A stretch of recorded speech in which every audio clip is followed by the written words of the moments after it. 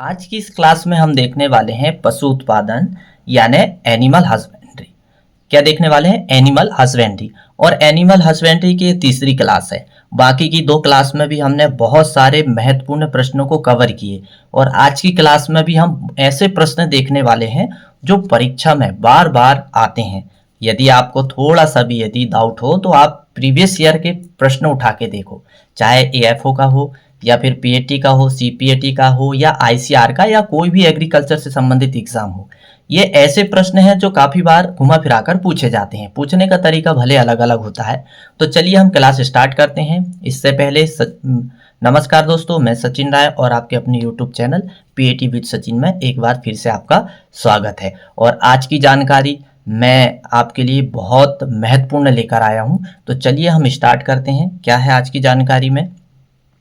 दुनिया का पहला इन विट्रो निषेचन भैंस का बछड़ा। दुनिया का पहला इन विट्रो निषेचन भैंस का बछड़ा प्रथम है। यानी कि दुनिया में यदि हम पूरे विश्व में देखें तो हमारे भारत में एक इन विट्रो निषेचित भैंस का बछड़ा तैयार किया गया था। सबसे पहले यहाँ पर ही तैयार किया गया था। वीर को जमने के लिए सबसे अधिक इस्तेमाल किया जाने वाला क्रायो प्रोडक्ट। कहने का मतलब ये है, यदि जो नर का जो वीर है उसको जमने के लिए, उसको जमाने के लिए सबसे अधिक कौन सा क्रायो प्रोटेक्ट का उपयोग करते हैं, तो उस क्रायो प्रोटेक्ट का नाम क्या है? गिल्सरॉल है। क्या है? गिल्सरॉल। तो इस गिल्सरॉल का उपयोग करते हैं वीर को जमने के लिए या जमाने के लिए। फिर अगला क्या दिया है? कोलेजन त्वचा। कोलेजन त्वचा या संयोजी ऊतक का मुख्य प्रोटीन है। या बोलने का मतलब ये हुआ कि जो है कोलेजन त्वचा या संयोजी ऊतक का मुख्य प्रोटीन है। कोलेजन जो है, कोलेजन त्वचा या संयोजी ऊतक का मुख्य प्रोटीन है। कहने का मतलब ये है कि यहाँ पर कोलेजन जो है त्वचा या संयोजी ऊतक का क्या माना जाता है? मुख्य प्रोटीन माना जाता है। फिर अगला क्या दिया है? पशुओं में अब बात आती है बहुत महत्वपूर्ण। आपने इस बात को प्रैक्टिकल भी किया होगा। यह प्रश्न को थोड़ा सा आप समझिएगा। दिया क्या है? पशुओं में प्रकाश रिसेप्टर वर्णक। यानी आपने देखा होगा कि रात्रि के समय हमें कुछ पशुओं की आंख में यदि लाइट पड़ता है तो वो उनकी आंखें क्या हमें चमकीली नजर आती है, यानी चमकते हुए नजर आती है। तो वो किसका, वो उसको क्या बोलते हैं? प्रकाश रिसेप्टर वर्णक। क्या बोलते हैं उसे? क्योंकि उनकी आंखों में प्रकाश रिसेप्टर वर्णक पाया जाता है और उस प्रकाश रिसेप्टर वर्णक का नाम क्या है? मेलानिन है। क्या नाम है? मेलानिन। हालांकि ये प्रकाश रिसेप्टर वर्णक 3 प्रकार के होते हैं। कितने प्रकार के होते हैं? 3 प्रकार के होते हैं। तो वो महत्वपूर्ण नहीं है अभी हमारे लिए। तो हमें तो केवल ये समझना है कि पशुओं में प्रकाश रिसेप्टर वर्णक जो पाया जाता है उसका नाम क्या है? मेलानिन। अब अगला क्या है? नरभक्षी प्रवृत्ति मुर्गी में देखी जाती है। मतलब नरभक्षी जिसे कैनाबोलिज्म बोलते हैं। क्या बोलते हैं? कैनाबोलिज्म। तो ये कैनाबोलिज्म प्रवृत्ति कौन सी मुर्गी में पाई जाती है? तो ये कैनाबोलिज्म की जो प्रवृत्ति है, यदि सही मायने में देखा जाए तो यदि मुर्गियों में जब सोडियम क्लोराइड की कमी हो जाती है, मुर्गियों में जब सोडियम क्लोराइड तत्व की कमी हो जाती है तब ये नरभक्षी प्रवृत्ति की मुर्गी होने लगती है। मतलब नरभक्षी का मतलब ये होता है कि ये मुर्गी अपने चोंच से जो है दूसरी मुर्गी को जो है मारकर और उसका मांस खाने का प्रयास करती है। ऐसी प्रवृत्ति जो है नरभक्षी कहलाती है। क्या कहलाती है ऐसी प्रवृत्ति?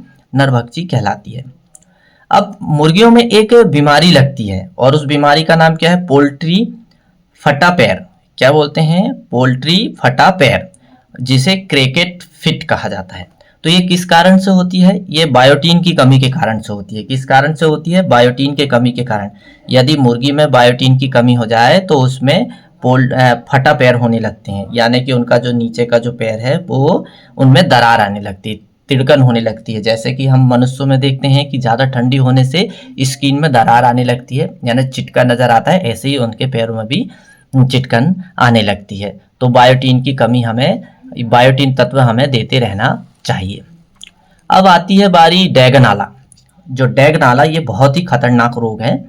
डैगनाला और एल्कली रोग, डैगनाला और एल्कली रोग जो है ये ऐसे रोग है जो पशुओं के पानी में या भोजन में सेलेनियम की मात्रा अधिक होने से, इसकी मात्रा सेलेनियम की मात्रा अधिक होने से ये बीमारी होने लगती है। डैगनाला और एल्कली, डैगनाला और एल्कली जो बीमारी है सेलेनियम की मात्रा अधिक होने से होती है। क्रेजी चिक, अब एक बीमारी होती है मुर्गी में क्रेजी चिक। कौन सी बीमारी? क्रेजी चिक। तो ये किसकी कमी के कारण होती है? विटामिन ई की कमी के कारण। किसके कारण? विटामिन ई की कमी के। क्रेजी चिक जो रोग है मुर्गियों में, क्रेजी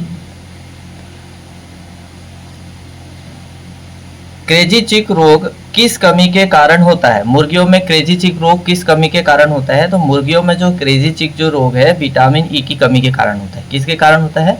विटामिन ई की कमी के कारण होता है।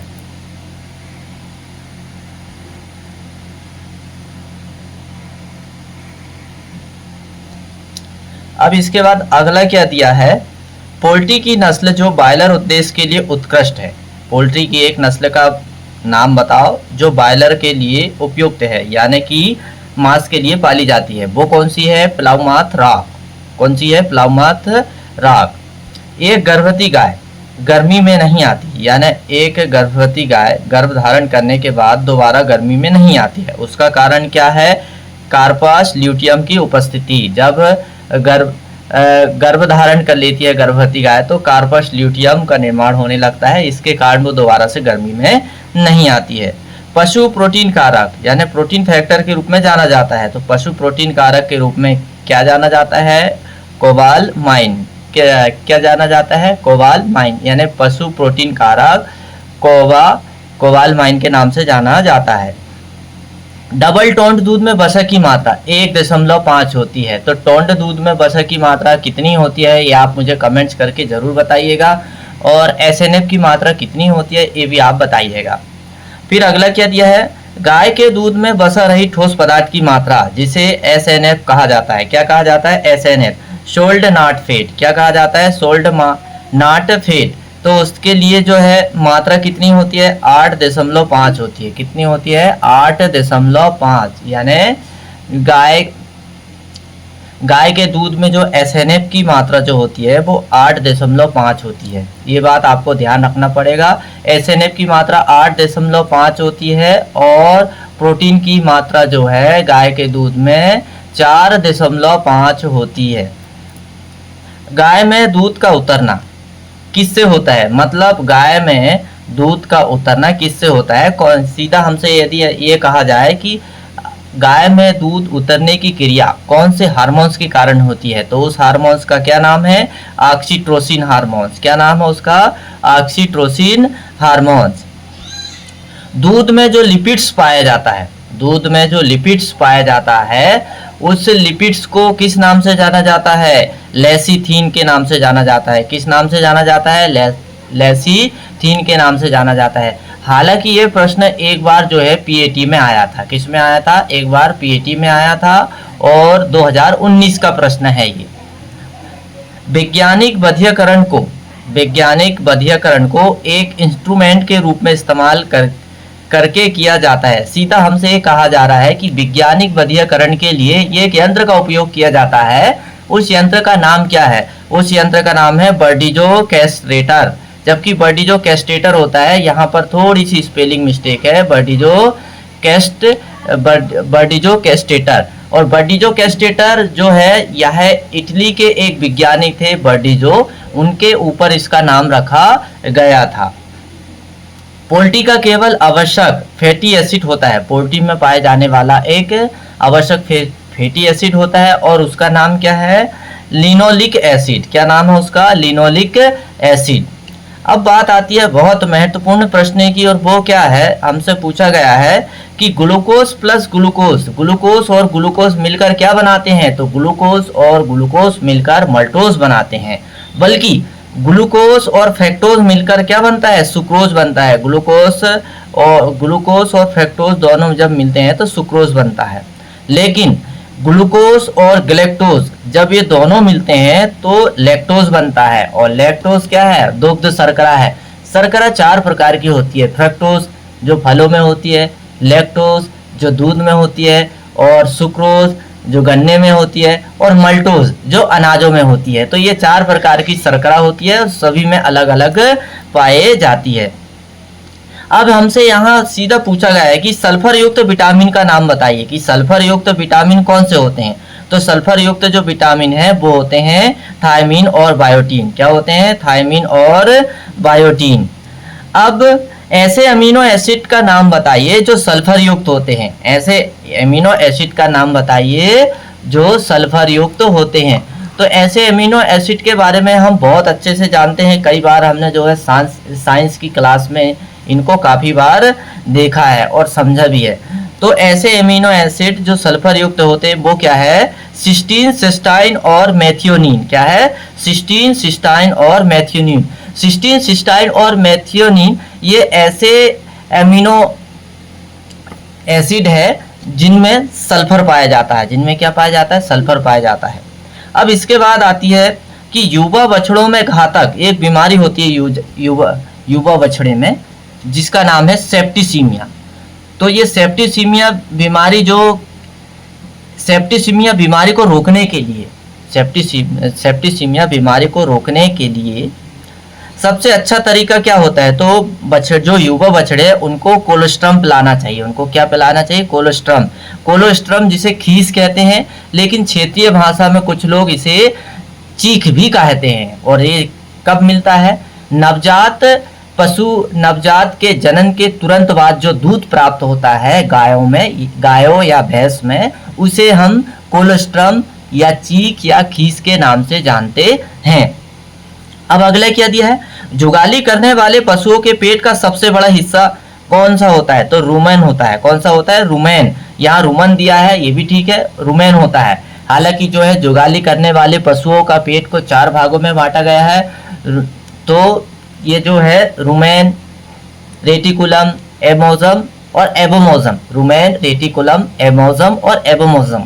तो सबसे बड़ा जो है रुमेन भाग होता है पेट का, और सबसे लास्ट का जो भाग है वो होता है एबोमेजम। क्या होता है? एबोमेजम, जिसे सत्य अमाशय के नाम से भी जाना जाता है। अब यदि हम देखें दूध का क्वथनांक, तो दूध का क्वथनांक कितना होता है? 100.17 सेल्सियस होता है। यानी इस टेम्परेचर पर दूध जो है खौलने लगता है। पशु कोशिकाओं में मुख्य भंडारित पॉलीसैकेराइड है। पशु कोशिकाओं में मुख्य भंडारित पॉलीसैकेराइड है, यानी पशु कोशिका में जो भंडारित होता है उस पॉलीसैकेराइड का नाम क्या है? ग्लाइकोजन। क्या नाम है उसका? ग्लाइकोजन। और आज की इस क्लास का हम अंतिम प्रश्न देखने वाले हैं, और उस प्रश्न का नाम क्या है? उस प्रश्न में हम क्या देखने वाले हैं? केसिन। केसिन एक प्रोटीन है, दूध में पाए जाने वाली एक प्रोटीन है, और ये जो केसिन प्रोटीन है ये भैंस के दूध में सर्वाधिक पाई जाती है। इसीलिए आपने देखा होगा कि भैंस का दूध सफ़ेद होता है। तो केसिन प्रोटीन में मौजूद कुल प्रोटीन का लगभग 80% होता है। यानी हम सीधा ये कह सकते हैं कि दूध में जितनी प्रोटीन पाई जाती है, हालांकि दूध में 3 प्रकार की प्रोटीन पाई जाती है, तो उन तीनों प्रोटीन में सबसे ज़्यादा कौन सी प्रोटीन पाई जाती है? तो सबसे ज़्यादा जो है केसिन प्रोटीन पाई जाती है। और कितनी पाई जाती है? 80% पाई जाती है। कितनी पाई जाती है? 80%। तो चलिए, हम बहुत महत्वपूर्ण जानकारी देख रहे हैं। यदि आपको वीडियो पसंद आता है तो लाइक ज़रूर करिए। यदि आप पहली बार चैनल में विजिट कर रहे हैं तो सब्सक्राइब करना ना भूलें, क्योंकि ऐसे नए नए एग्रीकल्चर के अपडेट केवल आपको इसी चैनल में मिलते रहेंगे। हालांकि जो है हमने तय किया है कि हम इस चैनल में और बहुत सारे एग्रीकल्चर के से संबंधित जानकारी जोड़ने वाले हैं, लेकिन फिलहाल जो है अभी हमारी तैयारी एग्ज़ाम के बेस्ड है और हम बहुत अच्छे से समझ रहे हैं। तो हालांकि हमारी पिछली जो क्लास हुई है उसमें भी हमने बहुत महत्वपूर्ण प्रश्न लेके आए हैं, जो प्रीवियस ईयर में पिछले साल जो एग्ज़ाम हुए पूछे गए हैं। जैसे काफ़ी एग्ज़ाम होता है, एक मध्य प्रदेश में डेयरी से संबंधित एग्ज़ाम होता है उसमें भी, और पशुपालन से एक डिप्लोमा होता है उसमें भी काफ़ी प्रश्न ऐसे पूछे जाते हैं। और एग्रीकल्चर से यदि कोई भी एग्ज़ाम की बात आती है तो उन एग्ज़ाम में ऐसे प्रश्न तो पूछे ही जाते हैं, क्योंकि हमने ऐसे प्रश्न को लेकर PDF तैयार किए हैं जो काफ़ी बार जो है परीक्षा में आए हुए हैं। तो आपको ये वीडियो को स्किप नहीं करना है, पूरा देखना है ताकि आपको पूरी क्लास ठीक से समझ में जाए। अब अगला प्रश्न क्या है हमारे सामने कि दूध का सबसे अधिक परिवर्तनशील घटक है, यानी दूध में ऐसा कौन सा तत्व पाया जाता है जो सबसे ज्यादा परिवर्तनशील रहता है, और वो क्या रहता है? वसा। वो क्या रहता है? वसा यानी फैट। ये सबसे ज्यादा परिवर्तन दूध में होता है। डीहॉर्निंग की प्रक्रिया के लिए, मतलब कि ये हुआ कि सींग रोधन करने के लिए, डीहॉर्निंग यानी सींग रोधन करने की प्रक्रिया के लिए किसका उपयोग किया जाता है? कास्टिक छड़ का उपयोग किया जाता है। किसका उपयोग किया जाता है? कास्टिक छड़ का।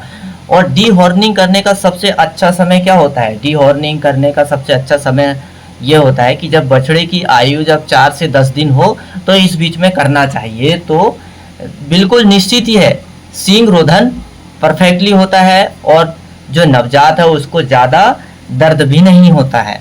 हालांकि जो है डीहॉर्निंग करने की बहुत सारी देसी विधि है, रेती भी हंसिया विधि है, आरी विधि है, लेकिन ये सारी विधि जो है पशु को तकलीफ देने वाली है। लेकिन ये विधि ऐसी है कि जो बचपन में जो है जब कलिकाएं निकलने वाली रहती है, सींग कलिकाएं, तो वहाँ पर जो है कास्टिक पोटास की छड़ से यदि हम हल्का सा रगड़ देते हैं तो वो जो कलिका है वो निष्क्रिय हो जाती है और सींग नहीं निकल पाती है। तो इसलिए आपको इस बात का विशेष ध्यान रखना चाहिए। मांस उत्पादन के लिए विशेष रूप से पाले जाने वाले मुर्गे को बॉयलर के रूप में जाना जाता है, और बॉयलर की बहुत अच्छी जो जाति है प्लाउमाउथ रॉक है जो मांस के लिए पाली जा रही है। वह प्रोटीन जिसे पचाया नहीं जा सकता, ऐसा प्रोटीन जिसे पचाया नहीं जा सकता, उसका नाम क्या है? एलास्टिन है। क्या है? एलास्टिन। जो ऑक्जेलेट विषाक्तता के उपचार के लिए उपयोग किया जाता है वो क्या है? CaCO3 यानी कैल्शियम क्लोराइड। क्या है? कैल्शियम। हाँ, हम क्या देख रहे थे कि जो ऑक्जेलेट विषाक्तता के उपचार के लिए उपयोग किया जाता है उसका नाम क्या है? Calcium carbonate. क्या नाम है उसका? Calcium carbonate. अब हम देखने वाले हैं ताजा निकाले गए दूध का पीएच मान। जो तुरंत निकाला गया दूध है जिसका दोहन तुरंत किया जाता है और तुरंत करने के बाद यदि हम उसका पीएच मान लें तो उसका पीएच मान 6.5 से 6.7 के बीच में होता है। वह रोग जिसमें जानवर मृत बछड़े को जन्म देता है, मतलब ऐसा रोग जो कभी कभी पशुओं में हो जाता है और उसके कारण बछड़े की मृत्यु हो जाती है, पेट गर्भ में ही यानी पेट के अंदर ही मृत्यु हो जाती है। तो ऐसा रोग को क्या कहते हैं? ब्रुसियोलिस के नाम से जाना जाता है। किस नाम से जाना जाता है? ब्रुसियोलिस के नाम से जाना जाता है। और इसी कारण कभी कभी जो है पशुओं का गर्भपात भी हो जाता है। पोल्ट्री में मैग्नीज की कमी से ये एक बहुत भयंकर खतरनाक बीमारी होती है और उस बीमारी को पैरोसिस के नाम से जाना जाता है। उसको किस नाम से जाना जाता है? पैरोसिस के नाम से जाना जाता है। अब एक बीमारी होती है यानी पैराकैरोटिस भी एक बीमारी है जो मुर्गियों में होती है। तो ये किसके कारण होती है? जिंक की कमी के कारण से होती है। किसके कारण होती है? जिंक की कमी के कारण से होती है। वसा के ऑक्सीकरण को कहा जाता है। वसा के ऑक्सीकरण को क्या कहा जाता है? बीटा ऑक्सीकरण। क्या कहा जाता है? वसा के ऑक्सीकरण को बीटा ऑक्सीकरण कहा जाता है। और आज की इस क्लास का अंतिम प्रश्न कौन सा है? प्रोटीन जो पानी में घुलनशील एवं गर्मी में स्कंधित होता है उसका नाम क्या है? एल्ब्यूमिन। क्या नाम है उसका? एल्ब्यूमिन। ये ऐसा प्रोटीन है जो पानी में घुलनशील परंतु गर्मी में जम जाता है। तो आज की क्लास कैसी लगी आप मुझे कमेंट्स करके ज़रूर बताइएगा। यदि आपको क्लास पसंद आई तो लाइक एवं सब्सक्राइब जरूर करिएगा ऐसे एग्रीकल्चर की जानकारी के लिए। बाकी की अगली क्लास में हम और बहुत ज़्यादा महत्वपूर्ण क्लास मैं आपके लिए लेके आने वाला हूं और कोशिश ये करूंगा कि मैं आपके लिए MCQ लेके आऊं ताकि जो है आपके पेपर की तैयारी और भी स्ट्रॉन्ग हो जाए। तो तब तक के लिए अगली क्लास के लिए आप इंतज़ार करिए, मैं कुछ नया ज़रूर लेके आऊँगा। तो मेरा वीडियो देखने के लिए आपको बहुत बहुत धन्यवाद।